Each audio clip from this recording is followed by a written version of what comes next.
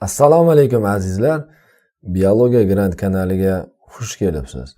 Bugungi sarlavhamizdan ko'rib turibsizki, bugungi mavzumiz 6 biologiyadan 3-mavzu o'simliklarning hayotiy shakllari. Videoni ko'rishga tayyor bo'lsangiz, qani boshladik. Hayotiy shakl. Hayotiy shakl deb o'simliklarning tashqi muhitga har xil shaklda moslashishi hayotiy shakl deyiladi. O'simliklarning hayotiy shakllari quyidagi turlarga bo'linadi. Birinchisi daraxtlar, ikkinchisi buta, uchinchisi yarim buta, to'rtinchisi o'tlar. O'tlar o'z navbatida esa ko'p yillik o'tlarga, 2 yillik o'tlarga va 1 yillik o'tlarga bo'linadi. Mana bu daraxt, buta va yarim butalar tanasi yog'ochlashgan hisoblanadi. O'tlarda, ya'ni ko'p yillik, 2 yillik, 1 yillik o'tlar esa tanasi yog'ochlashmagan, ya'ni o'tpoya hisoblanadi. Kelar har bittasidan birma-bir tanishib chiqadigan bo'lsak, daraxtlardan boshlaymiz. Daraxtlar, demak, tanasi yog'ochlashgan, asosan bitta yo'g'on tanali, baquvvat ildizli va keng shox-shabbali, baland bo'yli ko'p yillik o'simliklar hisoblanadi. Daraxtlar bir-biridan ancha farq qiladi. Kelinglar, qanday bir-biridan farq qilishini ko'rib chiqamiz. Birinchisi, shoxlanishi bilan farq qilishi. Demak, daraxtlar bir-biridan shoxlanishi bilan farq qilar ekan.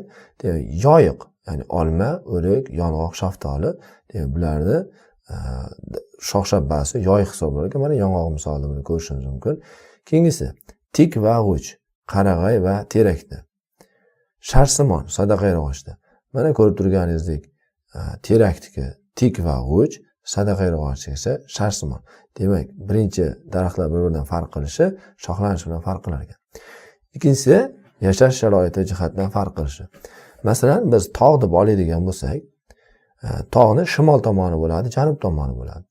Janub tomonida o'sadigan daraxtlar nisbatan shimol tomoniga nisbatan kichikroq bo'ladi.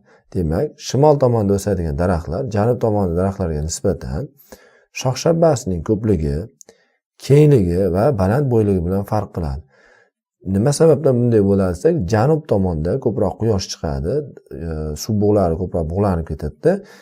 O'simliklarda suv bilan ta'minlanishi kamroq bo'ladi. Shuning uchun ko'proq quyosh radiatsiyalari ham ta'sir qiladi. Shuni hisobga olamiz. Demak, shimol va janubdagi o'simliklarda, daraxtlarda farqida, demak, shimol tomondagilar baland bo'yli va keng shox-shabbali bo'lar ekan.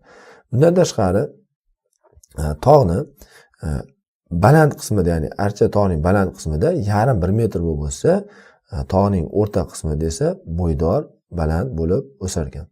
Demak, daraxtlar bir-biridan farqi ikki xil xususiyatiga ko'ra farq qilar ekan. Birinchisi shoxlanishi bilan farq qilishi, ikkinchisi esa yashash sharoiti jihatdan farq qilar ekan. Keyingi hayotiy shakllarimiz butalar. Demak, butalar poyasi yog'ochlashgan, bitta yoki bir nechta poya tana hosil qiladigan sershox ko'p yillik o'simliklar hisoblanadi. Endi daraxtlarda, demak, bitta asosan yo'g'on poya bo'lardi. Bularda esa bir nechta yog'ochlashgan poya hisoblanadi. Buta bilan daraxtni o'xshashligi, ikkalasi ham ko'p yillik o'simlik va tanasi yog'ochlashgan hisoblanadi. Bundan tashqari, butalarni ildizdagida qo'shimcha kurtaklarda yangi yosh novdalar o'sib chiqadi. Nima sababdan? Butalar ko'p poyali deydigan bo'lsak, mana shu ildizdagi qo'shimcha kurtaklardan yangi poyalar o'sib chiqadi. Butalar asosan tog' yonbag'larida tarqalgan hisoblanadi. Bularga irg'ay, singirtak, namatak, zirk, bodamcha, uchqat, maymunjonlarni misol keltirishimiz mumkin. Madaniy butalardan esa anor, limon, qoraqat, legistrum, nastaralarni olsak bo'ladi. Yarim butalar. Yarim butalar poyasining pastki qismi yog'ochlashgan, yuqori qismi qishda sovuq urib ketadigan ko'p yillik o'simliklar hisoblanadi. E'tibor beradigan bo'lsak, demak, butalarda barcha qismi yog'ochlashgan edi. Yarim butalarda esa poyasining pastki qismi yog'ochlashgan, tepa qismi esa yog'ochlashmagan, ya'ni o'tpoya bo'ladi. Asosan yarim butalar cho'llarda keng tarqalgan va ularni chorva mollari uchun yem-xashak sifatida ishlatishimiz mumkin. Bularga izen, keyruk, tereska, sarsazan va shuvoq kabi o'simliklarni misol keltirsak bo'ladi. Endi bundan tashqari itsigak degan o'simligimiz bor. Bu itsigak o'simligidan anabazin degan dori olinadi. Ko'p yillik o'tlar.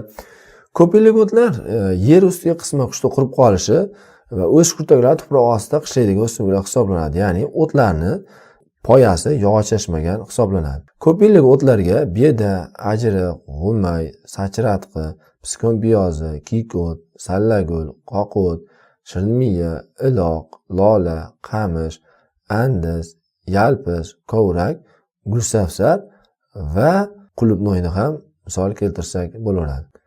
Ko'p yillik o'tni hayoti, demak, kuz kelishi bilan bu ko'p yillik o'tlarning yer ustki qismi qishda qurib qoladi. O'sish kurtagi esa qishlab qoladi. Ya'ni mana shu o'simlikning o'sish kurtagi qishda saqlanib qoladida, yer ustki qismi esa qishda qurib ketadi. Erta bahor kelishi bilan mana shu qishda saqlanib qolgan o'sish kurtagidan yangi poya o'sib chiqadi. Bu gullab, meva tugib, urug'ini to'kadi. Shunday qilib, har yili o'sish kurtaklaridan yangi poyalar o'sib chiqaveradi. 2 yillik o'tlar, demak 2 yillik o'tlar birinchi yili urug'idan unib chiqib, yer yuzida asosan vegetativ organlar hosil qiladi. Ya'ni ildizida va barglarida oziq modda to'playdigan o'simliklar hisoblanadi. Ildizida oziq modda to'playdigan 2 yillik o'tlarga lavlagini, turpni, sholg'omni, sabzini misol keltirsak bo'ladi. Bargida oziq modda to'playdigan 2 yillik o'tga esa karamni misol keltirsak bo'ladi. Endi ikkinchi yili esa 2 yillik o'tlar gullab meva tugadi. Ya'ni birinchi yili vegetativ organlar hosil qilsa, ikkinchi yili generativ organlar hosil qiladi. Bu o'simliklarga lavlagi, sabzi, sholg'om, rediska, sigir quyruq, karamlarni misol keltirsak bo'ladi. Shunday qilib, demak, 2 yillik o'tlarning hayoti bilan tanishadigan bo'lsak, 2 yillik o'tlarning hayoti mana ko'rib turgan bo'lsangiz, birinchi yili urug'idan unib chiqadi. Asosan vegetativ organlar hosil qiladi va oziq modda to'playdi. Qish kelishi bilan yer ustki qismi qurib ketib, qishda oziq modda to'plagan qismi qishlab qoladi va ikkinchi yili bahor kelishi bilan mana shu oziq hisobiga ikkinchi yili poya hosil qiladi. Gullab, meva tugib, urug'ini to'kadi. Shu bilan 2 yilda o'z hayotini yakunlaydi. Demak, 2 yillik o'tlar birinchi yili faqat vegetativ organ, ikkinchi yili esa generativ organlar hosil qilar ekan. 1 yillik o'tlar, demak, ular 1 yil ichida urug'idan unib chiqadi, o'sadi, gullaydi va meva urug' to'kkandan keyin o'z hayotini yakunlaydi. Ya'ni bularni misol qilib, bahorda urug'idan o'sib chiqadi, kuzda yana urug'ini to'kadi, o'zi nobud bo'lib ketadigan o'simliklarni misol keltirsak bo'laveradi. O'zbekistonda o'simliklarning 50% dan ko'prog'ini 1 yillik o'simliklar tashkil qiladi. Bularga oqsho'ra, jag'jag', machin, qora it uzum, baliq ko'z, g'o'za, bug'doy, arpa, zig'ir, yeryong'oq, mosh, no'xat, sholi, pomidor, qalampir, qovun, tarvuz, rayhon kabilar misol keltirish mumkin. Bundan tashqari kungaboqar va zubturni ham misol keltirsak bo'laveradi.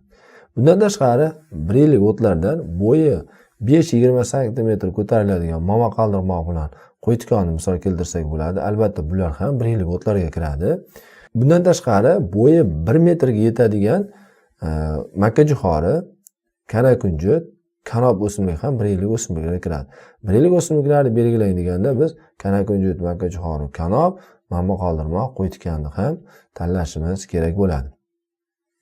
Shunday qilib, gul o'simliklar hayot shakllariga ko'ra daraxt, buta, yarim buta, ko'p yillik, 2 yillik va 1 yillik o'tlardan tashkil topar ekan. Kelinglar endi daraxtlar butalardan qanday farq qiladi? Butalar yarim butalardan qanday farq qiladi? Yoki qanday qilib o'xshashliklari bor? Kelinglar shularni ko'rib chiqadigan bo'lsak.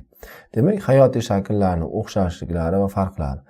Daraxt va butalarni solishtirib chiqamiz. Demak, birinchisi o'xshashligi, ikkinchisi esa farqi. O'xshashligi, demak, daraxt bilan butaning o'xshashligi ikkovi ham ko'p yillik, ya'ni birinchi o'xshashligi ko'p yillik, ikkinchi o'xshashligi esa tanasi yog'ochlashgan, ya'ni bularni qishda qurib qolmaydi. Ikkovini ham eski yog'ochidan har yili yangi barglar, yangi kurtaklar o'sib chiqadi. Farqi, butalar ko'p poyali hisoblanadi, daraxtlar esa asosan yo'g'on bitta tanali bo'ladi. Ikkinchi farq esa butalarning ildizida qo'shimcha kurtaklari bo'ladi. Ana shu qo'shimcha kurtaklardan yangi poyalar hosil qiladi. Buta va yarim butani o'xshashligi va farqlari haqida gaplashib chiqamiz. O'xshashligi va farqi. Buta bilan yarim butani o'xshashligi ikkovi ham ko'p yillik, ikkovining ham tanasi yog'ochashgan hisoblanadi. Farqiga keladigan bo'lsak, yarim butalar demak asosan uchki qismi yog'ochashmagan, ya'ni o'tpoya hisoblanadi. Butalar esa barcha qismi yog'ochashgan bo'ladi. Ikkinchi farqi butalar ildizda qo'shimcha kurtaklari bor.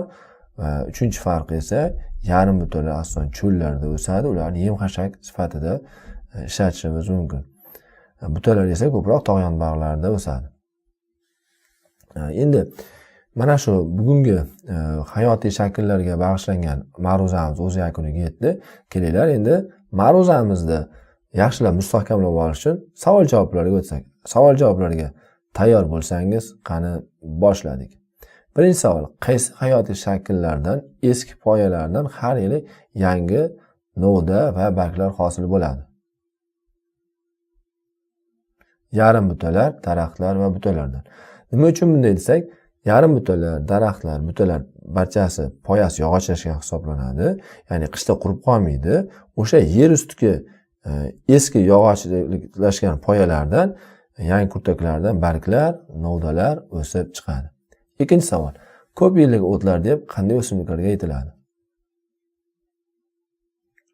Yer usti qishda qurib qoladigan, o'sh kurtaklari tuproq ostida qishlaydigan o'simliklarga aytiladi. Uchinchi savol: zig'ir o'simligining hayotiy shakli. 1 yillik. To'rtinchi savol: yer yuzida 5-20 sm o'sadigan o'simliklarni belgilang. Momaqaldirmoq, qo'y tikan. 5-savol: 2 yillik o'tlar 2-yili qanday organlari bilan 1-yilgisidan farq qiladi? Generativ organlar hosil qilishi bilan. 6-savol: terak va qarag'ay morfologiyasi. G'uj va tik. Bilamizki, morfologiya bu o'simliklarni tashqi turishini o'rganadi. Shuning uchun terak va qarag'ay morfologiyasi g'uj va tik hisoblanadi. 7-savol: sigir quyruq, jag', gulsafsar qaysi hayotiy shakllarga ega? Sigir quyruq 2 yillik o'simlik, jag' 1 yillik o'simlik, gulsafsar esa ko'p yillik o'simlik hisoblanadi. 8-savol: qishloq xo'jaligida o'stiradigan o'simliklarni qaysi hayotiy shakllarga ko'pchiligi tashkil qiladi? 1 yillik o'simlik hisoblanadi. Mavzularda agar mustahkamlab olgan bo'lsangiz, kelinglar yana vazifalarga o'tadigan bo'lsak. Birinchi vazifamiz ushbu ma'ruzani ko'rib bo'lgach, Olti botanika kitobidan yana bir bor o'qib, bilimingizni mustahkamlab oling yoki ma'ruzani yaxshilab o'rganib oling. Ikkinchi vazifamiz ushbu ma'ruza bo'yicha berilgan test sinovini bajarib qo'yishni unutmang. Testni Kuchukcha biologiya grant Telegram tarmog'i orqali mana bu savol orqali qidiring. Savollarni esa mana bu savol orqali qidiring. Agar sizga video yoqqan bo'lsa, like bosing, aslo dislike bilan adashtirib yubormang. Video yoqqan bo'lsa, do'stlaringiz ham ulashishni unutmang. Sizlar bilan No'monjonov Asxon bo'ldi. Ko'rishguncha xayr, salomat bo'ling.